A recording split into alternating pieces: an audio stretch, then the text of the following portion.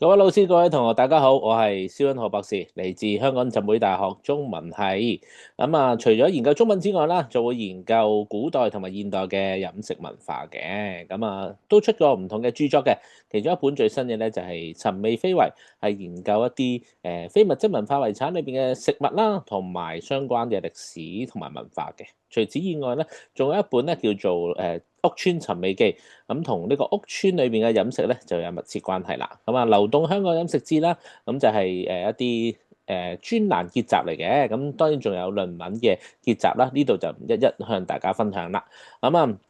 話說回來咧，就係你有冇諗過，或者知唔知道香港嘅一啲懷舊小食咧？又或者佢背後嘅一啲文化故事究竟係點樣嘅咧？除此以外，又或者你想唔想自己製作一啲懷舊小食咧？如果想嘅話咧，嚟緊咧蕭博士嘅講座咧，從書本中認識作者及兒時食物呢個講座咧，就可以解答到你嘅問題，甚或者咧係可以抽你出嚟咧，係整下嘢食嘅。咁若果仍然對我本身，又或者係對一啲飲食文化，或者我點樣從廚師去到而家做老師，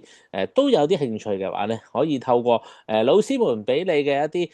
連結嘅表單啦，咁寫低你嘅問題啦，到時咧蕭博士咧就會一一回答大家噶啦。仲有啊，最後記住就唔好錯過1月12日全人發展課堂嘅時候咧，咁蕭博士咧就會同大家見面嘅啦，期待你嘅問題同埋同你嘅互動啊，拜拜。